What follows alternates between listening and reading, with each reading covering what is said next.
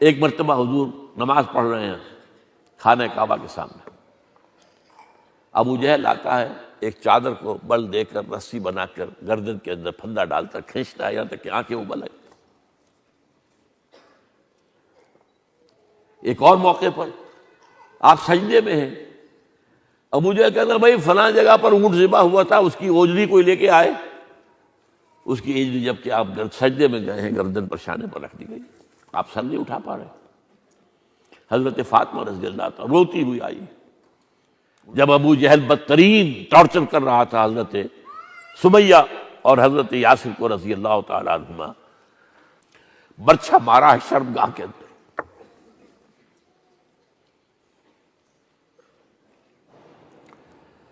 کتنی تکلیف پہنچی ہوگی حضور کو۔ دیکھیے حوصلہ شکنی ابتدائی بات بتا رہا ہوں، حکم ہوا فاصدع بما تؤمر، بلکہ پہلے انذر عشیرتک الاقربین، بنو ہاشم کو جمع کیا، کھانا کھلایا، کھڑے ہوئے دعوت پیش کرنے کے لیے، ہوٹنگ کی گئی، شور مچایا گیا، چلے گئے، نہیں سنی بات۔ لیکن یہ کہ اس میں حوصلہ شکنی تو ہوئی ہوگی، یہ تو نہیں ہے کہ نہ ہوئی ہوگی، لیکن بہرحال کام کرنا ہے۔ پھر کچھ دنوں کے بعد لے کر پھر کھانا کھلایا، اب کھڑے ہوئے تو اب یہ ہے کہ لوگوں نے سوچا ہوگا کہ 2 مرتبہ کھانا کھایا ہے، اب ان کی بات سن تو لو۔ جب آپ نے اپنی دعوت پیش کی ہے تو پورے مجمع میں سے ایک کھڑا ہوتا ہے بچہ، 10-11 سال کا بچہ علی، اب وہ کھڑا ہو کر کہتا ہے کہ اگرچہ میں سب سے چھوٹا ہوں، میں آپ کا ساتھ دوں گا۔ پورا مجمع کھلکھلا کر ہنس پڑتا ہے، دیکھو یہ دنیا کی تقدیر بدلنے چلے ہیں، اور یہ ان کا ساتھی ہے، سپورٹر۔ کیسی بددلی۔ اس کے بعد حکم ہوتا ہے فاصدع بما تؤمر، کھڑے ہو جائیے، اب ڈنکے کی چوٹ، اب اعلان کہیے۔ کوہ صفا پر کھڑے ہو کر نعرہ لگاتے وا صباحا۔ یہ وہاں کا رواج تھا کہ اگر کسی کو معلوم ہو کہ کوئی قبیلہ رات کو حملہ کرنے والا ہے تو اپنی قوم کو خبردار کیسے کرے؟ نہ لاؤڈ سپیکر ہے، نہ کوئی اور ذریعہ ہے، تو وہ کسی اونچے مقام پر کھڑا ہو جاتا تھا اور ننگا ہو جاتا تھا، نذیر عریاں کہتے تھے اسے، ڈرانے والا برہنہ انسان۔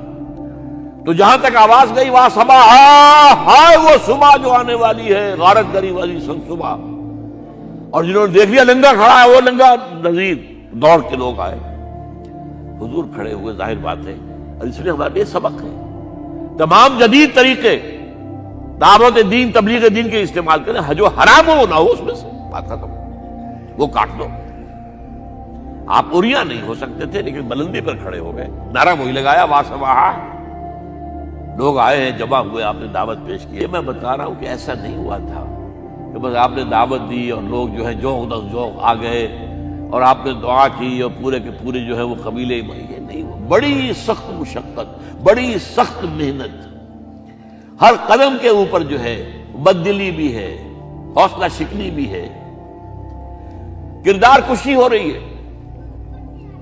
معلوم ہوتا ہے کوئی سایہ ہو گیا، انہیں کوئی مجنون ہو گئے، یہ جن آ گیا ہے، یا شاعر ہے، شعر سیکھ لیا ہے، ساحر ہو گئے ہیں، کہیں سے سحر سیکھ کر آ گئے، جادو سیکھ لیا ہے، جادوگر ہے، جھوٹے ہیں، کذاب قرآن مجید میں ساحر کذاب، وہی جو صادق کہتے تھے وہ اب کذاب کہہ رہے ہیں، دھوکے باز۔ ایک اجمی غلام کو اپنے گھر کے اندر ایک کوٹھری میں بند کر رکھا ہے، اس سے ڈکٹیشن لیتے ہیں، ڈکٹیشن لے کر، اور پھر آ کر ہم پر دھوس جماتے ہیں کہ یہ بھائی آئی ہے۔ یہ سب سنتے تھے آپ، سب سنتے تھے، اور یہ نہ سمجھیے کہ دل محسوس نہیں کرتا تھا، آپ کو دکھ نہیں ہوتا تھا، یہ نہیں ہے، پتھر کا دل نہیں تھا۔ قرآن مجید کی گواہی ہے، وَلَقَدْ نَعْلَمُ أَنَّكَ يَضِيقُ صَدْرُكَ بِمَا يَقُولُونَ۔ اے نبی ہمیں خوب معلوم ہے کہ جو کچھ یہ کہتے ہیں ان سے آپ کا سینہ بھجتا ہے، لیکن برداشت کرنا پڑے گا، برداشت کیجیے۔ وَاصْبِرْ عَلَىٰ مَا يَقُولُونَ وَاهْجُرْهُمْ هَجْرًا جَمِيلًا، جو کچھ یہ کہہ رہے ہیں اس سے برداشت کیجیے، برداشت کیجیے۔ ذاتی ایذا،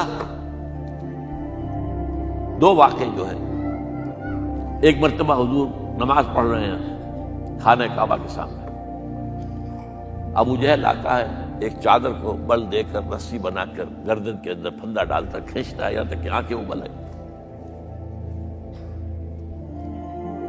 ایک اور موقع پر آپ سجدے میں ہیں، ابو جہل کہتا ہے بھائی فلاں جگہ پر اونٹ ذبح ہوا تھا، اس کی اوجری کوئی لے کے آئے۔ اس کی اوجری جب کہ آپ سجدے میں گئے ہیں گردن پر شانے پر رکھ دی گئی، آپ سر نہیں اٹھا پا رہے۔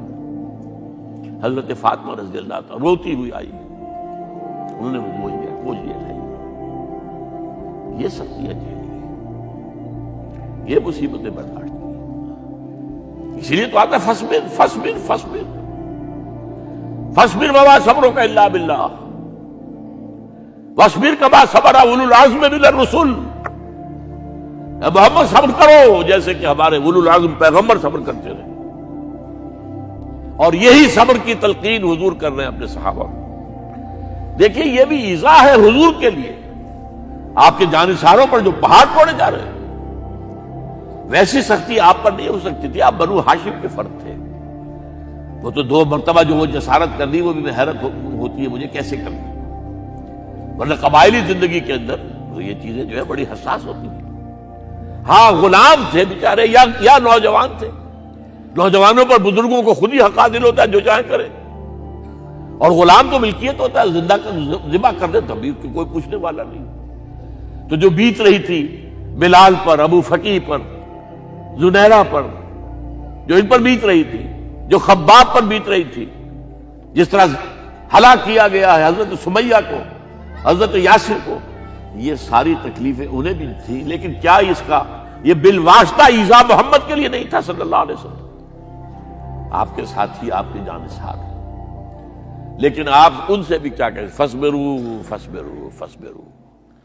جب ابو جہل بدترین ٹارچر کر رہا تھا حضرت سمیہ اور حضرت یاسر کو رضی اللہ تعالی عنہما، آپ کے علم میں ہے کیسی کیسی ٹارچر کی ہے؟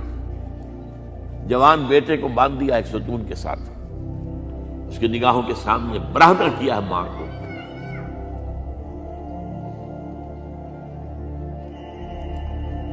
ہاتھ میں ایک مورتی ہے، جب تنگ آ گیا ستا کر تنگ کر کے مار مار کے حضرت سمیہ ٹس سے مس نہیں ہو رہی، کہتا ہے تم ایک دفعہ کہہ دو سمیہ کہ ہاں اس مورتی میں بھی کچھ ہے، میں تمہیں چھوڑ دوں۔ انہوں نے تھوک دیا، برچھا مارا ہے شرمگاہ کے اندر۔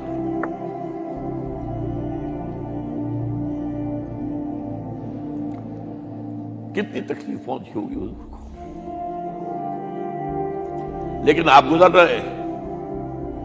اصبروا یا آل یاسر فإن موعدکم الجنہ، اے یاسر کے گھر والوں صبر کرو، تمہارے استقبال کی تیاریاں ہو رہی ہیں جنت۔ یہ سیرت کوئی بناتا سناتا ہے، یہ سیرت۔ یاسر کے ساتھ کیا کیا ہے؟ 4 اونٹ نر سانڈ، اور ان کے ساتھ رسے باندھ کر ایک رسے سے ان کا ایک بازو باندھا، ایک سے دوسرا بازو، ایک سے ایک ٹانگ، دوسرے سے دوسری ٹانگ، انہیں دوڑایا ہے کہ پرکھتے اڑ جیسے۔ یہ دین ایسے ہی قائم نہیں ہوا ہو۔ عدل و انصاف کا نظام ٹھنڈے ٹھنڈے قائم نہیں ہوتا، گھر میں آرام سے بیٹھے ہوئے قائم نہیں ہوتا۔ اور سنیے، 3 برس شیب بنی ہاشم کے تو قید ہے، 3 برس، اور یہاں کی قید پر قیاس نہ کریں۔ یہاں تو جیل میں کھانے کو ملتا ہے، راشن ملتا ہے، جیسا بھی ملتا تو ہے نا، اور لیڈروں کے لیے تو class A class B class ہے۔ آپ تو ان کا تو لیڈر تو لوگ جب آتے ہیں جیل کاٹ کر معلوم ہوتا ہے کہ شاید کسی صحت افزا مقام سے تشریف لا رہے ہیں۔ وہاں کیا تھا؟ ٹوٹل بائیکاٹ، ایک گھاٹی، ادھر پہاڑ ادھر پہاڑ، دونوں طرف جو ہے پہرے، کوئی کھانے پینے کی چیز اندر نہیں جائے گی، اور پورا خاندان بنی ہاشم، وہ بھی کہ جو ایمان نہیں لائے، وہ قبائلی زندگی تھی نا۔ بنو ہاشم چونکہ حضور کو پشت پناہی چھوڑنے کو تیار نہیں ہوئے، ابو طالب نے آخری وقت تک بھی ساتھ نہیں چھوڑا. ہاں آخری وقت کے قریب ایک بات ہو گئی تھی. ایک مرتبہ تو ہوا کہ وفد آیا ہے قریش کا کہ اپنے بھتیجے کو روک لو، وہ ہمارے معبودوں کی توہین کرتا ہے. ابو طالب نے بلایا اور آپ سے کہا کہ یہ کچھ اپنے رویے کو بدلے. آپ نے فرمایا کہ جان اب تو چاہیے میرے ایک ہاتھ پر سورج اور دوسرے پر چاند رکھ دے، میں اپنے اس مشن کو چھوڑ نہیں سکتا. یہ ہے استقامت. اور ابو طالب کے عین انتقال کے وقت جو معاملہ ہوا، جب وفد آیا ہے کہ ٹھیک ہے اب ہمارا جو ہے صبر کا پیمانہ لبریز ہو گیا ہے، اب ٹھیک ہے آ جاؤ میدان میں، تم بھی ساتھ چھوڑنے کو تیار نہیں ہو. ابو طالب نے بلایا اس کو، بھتیجے مجھ پر اتنا بوجھ نہ ڈالو جو میں برداشت نہ کر سکوں.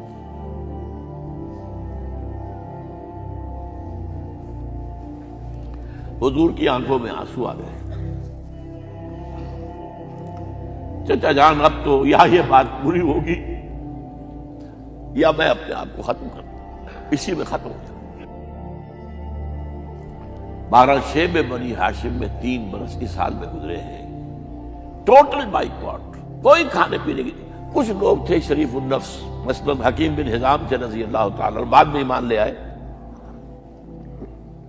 حضرت خدیجہ کے وہ رشتہ دار تھے. وہ پہاڑ پر چڑھ کر ایک طرف سے رات کی تاریکی میں، دونوں دروازے تو بند ہیں، پہاڑ پر چڑھ کر چوٹی سے نیچے اتر کر کوئی چیزیں کھانے پینے کے لے آئے بس. کوئی اور ایک آدھ ہوگا ایسا. یہاں تک نوبت آئی ہے کہ بنی ہاشم کے یہ پھول جیسے بچے معصوم بھوک سے بلبلا رہے ہیں اور اس کے سوا کچھ نہیں ہے کہ سوکھے چمڑے ابال کر اس کا پانی ان کے حلق میں ٹپکا دیا جائے.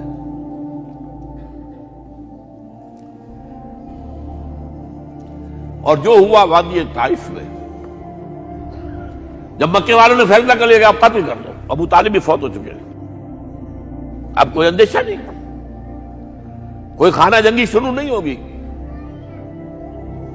کوئی انٹرا ٹرائبل وار نہیں ہوگی. تو آپ طائف گئے ہیں. شاید وہاں کے 3 سردار تھے بڑے، اور یہ طائف اصل میں قریشی کا سمجھیے کہ یہ ان کا گرمیوں کا یہ صحت افزا مقام تھا. یہ تمام جو سردار تھے مکے کے، ان کی جائیدادیں وہاں تھی، باغات تھے، اور وہاں کے بھی 3 سردار تھے. تو شاید ان میں سے کسی کو اللہ توفیق دے دے. وہاں گئے ہیں اور صرف ایک ساتھ ہیں، حضرت زید بن حارثہ. حضرت ابو بکر بھی ساتھ میں نہیں، سائے کی طرح ساتھ رہنے والا بھی ساتھ نہیں تھا. وہاں جا کر جو آپ نے تینوں سے بات کی ہے، تینوں نے وہ باتیں کہی ہیں جو کلیجے کو چیر جائیں. تمہارے سوا کوئی اللہ کو نہیں ملا تھا رسول بنانے، جاؤ چلے جاؤ. ایک کہتا ہے فوراً چلے جاؤ یہاں سے، اس لیے کہ ہو سکتا ہے کہ تم سچے ہو تو کہیں میں تمہاری توہین نہ کر دوں، اور یہ بھی ہو سکتا ہے تم جھوٹے ہو تو جھوٹے کو میں منہ نہیں لگانا چاہتا. 3 دن کی یہ سختی، اور اس میں کیا ہو رہا ہے، اسٹریٹ ارچنز جو کہلاتے ہیں ہمارے ٹھوکرے گلیوں کے، انہیں اشارہ کر دیا ذرا ان کی خبر لو. اب وہ پتھراؤ کر رہے ہیں. جیسے ہمارے ہاں کوئی آ جاتا ہے، کوئی نیم پاگل یا کوئی اور کسی طرح کا مست قسم کا آدمی، اور اس کے اوپر چھوکرے چاروں طرف ہوں اور ستا رہے ہوں. یہ نقشہ تھا، اور طائف کی گلیاں تھیں، اور محبوب رب العالمین تھے. ادھر سے پتھر آ رہے ہیں تو زید بن حارثہ رکاوٹ بن گئے ہیں، لیکن پیچھے سے آ رہے ہیں، وہ کیسے روکیں گے؟ پیچھے جاتے ہیں تو ادھر سے آ رہے ہیں. جسم لہو لہان ہے، خون رس رس کر زخموں سے جوتیوں میں آ کے جم گیا ہے. پھر وہاں سے آپ نکل کر گئے ہیں. ایک باغ میں تھوڑی سی پناہ لی ہے تھوڑی دیر کے لیے، جوتے بڑی مشکل سے اترے ہیں، خون جمع ہوا، اور وہ جو پھر دعا نکلی ہے آپ کے وہ کلیجے کو چیر جانے والی ہے. اللہم الیک اشکو ضعف قوتی وقلت حیلتی وحوانی علی الناس. اے اللہ تیری جناب میں فریاد لے کر آیا ہوں اپنی قوت کی کمی کا، اپنے وسائل کی کمی کا، اور لوگوں میں جو رسوائی ہو رہی ہے، الا من تکلنی الا بعید یتجہمنی اور الا عدو ملکت امری، مجھے کس کے حوالہ کر دیا ہے؟ مجھے دشمن کے حوالے کر دیا جو چاہے میرے ساتھ کر گزرے۔ فریاد ہے کہ نہیں؟ بڑی زوردار فریاد ہے، بڑی زوردار، لیکن پھر مقام عبدیت کا ضرور ہوتا ہے۔ ان لم یکن علی غضبک فلا ابالی، اے اللہ اگر تو ناراض نہیں ہے، مجھے اندیشہ یہ ہو گیا کہ کہیں تو ناراض تو نہیں ہو گیا ہے، کہیں تو نے میرا ساتھ تو نہیں چھوڑ دیا ہے۔ اگر تو ناراض نہیں ہے تو مجھے کوئی پرواہ نہیں، جو ہو سو سر تسلیم خم ہے جو مزاج یار میں آئے۔ اور سب سے بڑھ کر حمزہ کی لاش سامنے آئی، کیسی لاش؟ ناک کٹی ہوئی ہے، کان کٹے ہوئے ہیں، پیٹ چاک کر کے کلیجہ چبایا ہوا ہے، کس طرح برداشت کیا ہوگا آپ نے؟ اپنے اوپر تاریخ کر کے دیکھیں، یہ حمزہ کون ہے؟ چچا ہے، دودھ شریک بھائی ہے، خالہ داد بھائی ہے، ساتھ کا کھیلا ہوا ہمجولی ہے، اور اس کی لاش ہے۔ جو قلب اطہر پر بیت رہی تھی وہ مدینے میں آ کر ایک بڑا ماحول بدلا ہوا تھا، تب وہ بات سامنے آ گئی۔ جب آپ مدینے واپس تشریف لائے ہیں تو ظاہر بات ہے کہ زیادہ انصار کے لوگ تھے جو شہید ہوئے تھے۔ بدر میں مہاجرین تو میرے خیال ہے چوتھائی تھے نمبر کے اندر، 3/4 تو انصاری تھے۔ اسی طریقے سے احد کے اندر معاملہ ہے، تو مختلف گھروں سے عورتوں کے بین کرنے کی آوازیں آ رہی تھی، اس لیے کہ اس وقت تک بین کرنا حرام نہیں قرار دیا گیا تھا، ممنوع نہیں تھا۔ آوازیں سن کر حضور کی زبان مبارک سے نکل گیا، اما حمزہ تو فلا بواکی لہو، ہائے حمزہ کے لیے تو کوئی رونے والی بھی نہیں ہے۔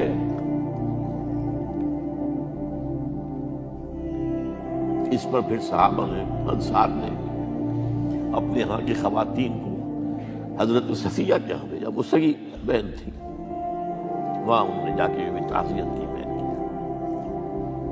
بہرحال یہ چند باتیں میں نے آپ کو بتائی، باقی تو یہ کہ غار ثور ہے کیسی کیسی، اور پھر غزوہ بدر سے پہلے کی رات ہے، اور وہ آپ کا زندگی کا طویل ترین سجدہ ہے۔ اس میں جہاں تک یہ الفاظ بھی آپ نے کہہ دیا، اللہ اگر کل یہ جو 313 یہاں جمع ہیں اگر یہ ختم ہو گئے تو پھر قیامت تک تیرا نام لینے والا کوئی نہیں ہوگا، میں آخری رسول اور میری یہ 15 برس کی کمائی ہے۔ اس وقت کہا حضرت ابوبکر نے، وہ پہرےدار کی حیثیت سے کھڑے تھے، حسبک حسبک، حضور بس کیجئے بس کیجئے۔ بہرحال بدر ہے، احد ہے، زخمی ہوئے ہیں، دندان مبارک شہید ہوئے ہیں، خون اتنا بہا ہے کہ بے ہوش ہو گئے ہیں، اور خبر اڑ گئی ہے کہ آپ شہید ہو گئے۔ یہ سب کچھ غزوہ احزاب کا آپ نے سن ہی لیا۔ اسوہ رسول پر نہ معلوم کیا کیا باتیں چیز لوگوں میں مشہور ہو گئی ہیں۔ اسوہ کا لفظ آیا کہاں ہے قرآن میں؟ سورہ احزاب میں۔ وہ اسوہ کیا تھا؟ جب خندق کھودنے کا فیصلہ ہوا ہے تو خندق کھود رہی ہے، حضور بھی لگے ہوئے ہیں، بھاری بھاری پتھر اٹھا کر کندھے پر لا کر باہر پھینک رہے ہیں، پتھریلی زمین تھی، ایک پتھر کسی سے ٹوٹا نہیں تھا، تو حضور نے جو ہے 3 دفعہ جو اس کے اوپر ضرب لگائی تب ٹوٹا ہے۔ لیکن یہ کہ کئی دن کے فاقے ہو چکے تھے، کھانے کو کچھ نہیں، پورا محاصرہ تھا، 12,000 کا لشکر گھیرے ہوئے، یہاں تک کہ آپ کو معلوم ہے کہ گھروں کے اندر بیت الخلا تو نہیں ہوتے، باہر جاتے تھے قضاء، اس کا کوئی امکان نہیں۔ شدید ترین آزمائش جو ہوئی ہے اس کا نتیجہ ایک طرف یہ نکلا کہ منافقین کا نفاق ان کی زبانوں پر آ گیا۔ قرآن مجید میں ہے یہ انہی آیات میں، ما وعدنا اللہ ورسولہ الا غرورا، ہمیں تو اللہ اور اس کے رسول نے دھوکہ دے کے مروا دیا۔ ہم سے کہا تھا کہ قیصر و کسریٰ کے خزانے تمہارے قدموں میں آئیں گے، اور حال یہ ہے کہ اب رفع حاجت کے لیے باہر نہیں جا سکتے، کھانے کو کچھ نہیں۔ اس وقت کچھ صحابہ آئے ہیں حضور صلی اللہ علیہ وسلم سے، دیکھیے فاقے سے کمر دھوئی ہوئی جا رہی ہے، ہم نے اپنے پیٹوں پر پتھر باندھے ہوئے، چادروں کے ساتھ پتھروں کسا ہوا تاکہ کمر سیدھی رہے۔ حضور نے اپنا کرتا مبارک اٹھا کر دکھایا، 2 پتھر میں۔ یہ ہے اسوہ، یہ ہے آپ کی سنت، آپ کا اسوہ حسنہ۔ لیکن اس اسوہ حسنہ سے فائدہ کون اٹھا سکتا ہے؟ لقد كان لكم في رسول الله اسوة حسنة لمن كان يرجو الله واليوم الآخر وذكر الله كثيرا۔ اسوہ تو اپنی جگہ ہے، قرآن میں ہدایت سب کے لیے، ہدی للناس، لیکن فائدہ اٹھائیں گے صرف متقین، ہدی للمتقین ہے سب کے لیے، اسوہ سب کے لیے ہے، لیکن استفادہ وہی کر سکے گا جو 3 شرطیں پوری کرے: اللہ اور یوم آخر پر ایمان اور اللہ کا ذکر کثرت کے ساتھ۔ بہرحال یہ میں نے آپ کے سامنے اس حوالے سے رکھا ہے، یہ اسوہ جو ہے حضور کا، یہ ہم پر اتمام حجت ہے۔ دیکھیے نوٹ کیجئے، پوری نوع انسانی پر اتمام حجت، اسلام کا نظام عدل اجتماعی جو قائم کر کے دکھا دیا، حجت قائم کر، اسے انگریزی میں کہتے ہیں اٹس ڈویبل، کیا جا سکتا ہے، یہ کام ہو سکتا ہے، اس لیے کہ زمین پر قدم بقدم چل کر یہ انقلاب آیا، محنت سے آیا، مشقت سے آیا، ایثار سے آیا، قربانیوں سے آیا، تکلیفیں جھیل کر آیا، صبر و مصابرت سے آیا، استقامت و مقاومت سے آیا۔ یہاں پر معجزوں کی کار فرمائی نہ ہونے کے برابر ہے۔